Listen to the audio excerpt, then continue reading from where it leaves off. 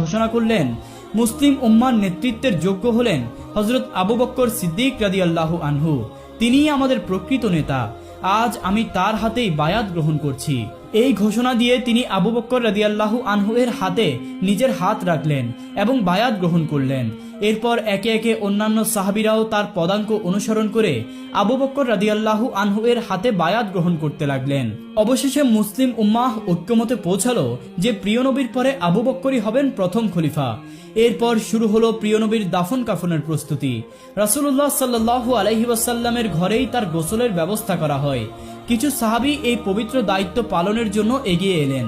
তখন তারা বলছিলেন, আল্লাহর কসম করে বলছি, নবীজির দেহ মোবারক থেকে এমন সুবাস ছড়াচ্ছিল যা দুনিয়ার কোনো সুগন্ধির সঙ্গে তুলনীয় নয়। তখন আমাদের মনে হচ্ছিল যেন জান্নাতের সুঘ্রাণে ঘর ভরে গেছে।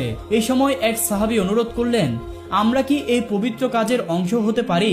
হযরত ওসামা ইবনে জায়েদ রাদিয়াল্লাহু তাআলা আনহু পানি এনে দিতেই তিনি গভীর বেদনায় বলে উঠলেন, হে আল্লাহর রাসূল, আপনার এই বিদায় আমাদের এমন কিছু থেকে বঞ্চিত করলো যা আর কখনোই ফিরে পাবো না। আজ ওহির দ্বার চিরতরে বন্ধ হয়ে গেল। আজকের দিনটা গোটা মানব জাতির জন্য সবচেয়ে গভীর শোকের দিন। হযরত আলী রাদিয়াল্লাহু ও হযরত আব্বাস রাদিয়াল্লাহু তাআলা আনহু রাসূল সাল্লাল্লাহু আলাইহি ওয়াসাল্লাম এর পবিত্র দেহ মোবারককে গোসল করানোর কাজ শুরু করলেন। এই এক হৃদয় বিদারক মুহূর্ত।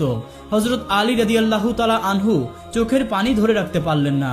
তার চোখ দিয়ে অবিরাম অশ্রু ঝরছিল। তার হৃদয়ে শোকের ঢেউ বইছিল। তিনি বলছিলেন, আমি কিভাবে গোসল করাবো সেই মানুষকে যিনি ছিলেন সৃষ্টির শ্রেষ্ঠতম, সবচেয়ে পবিত্র। ইয়া রাসূলুল্লাহ, আপনার দেহ মোবারকের মতো সুগন্ধ আমি কখনো অনুভব করিনি। সাহাবীগণ অত্যন্ত সম্মান ও ভালোবাসার সঙ্গে গোসলের কার্য সম্পাদন করলেন। গোসল শেষে নবীজির জন্য 3টি কাপড়ে কাফনের ব্যবস্থা করা হয়। কিন্তু এর পরেই সাহাবীদের মধ্যে দাফনের স্থান নিয়ে মতভেদ দেখা দিল। কেউ প্রস্তাব করলেন উহুদের শহীদদের পাশে দাফন করা হোক, আবার কেউ জান্নাতুল বাকিতে দাফনের পক্ষে মতামত দিলেন। এমন বিভ্রান্তির মধ্যে হযরত আবু বকর সিদ্দিক রাদিয়াল্লাহু তাআলা আনহু একটি গুরুত্বপূর্ণ হাদিস স্মরণ করিয়ে দেন। নবীজি সাল্লাল্লাহু আলাইহি ওয়াসাল্লাম বলেছেন, নবীকে সেখানেই দাফন করা উচিত যেখানে তিনি ইন্তেকাল করেন। আর তিনি আরো বলে গেছেন যেন তাকে এমন স্থানে দাফন করা হয় যেখানে মসজিদ বানানো না হয়।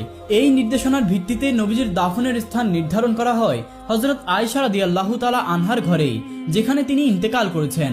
এরপর সামনে আসে আরেকটি প্রশ্ন যে নবীজির জানাজা কে পড়াবেন? যার পেছনে সাহাবারা সবসময় নামাজ পড়েছেন তার জানাজায় কে ইমামতি করবেন? পরামর্শক্রমে ঠিক করা হলো কেউ নির্দিষ্টভাবে ইমাম হবেন না, বরং সাহাবারা পর্যায়ক্রমে দলে দলে জানাজা আদায় করবেন। প্রথমে নবীজির পরিবার জানাজায় অংশ নেন, এরপর মুজাহিরগণ, তার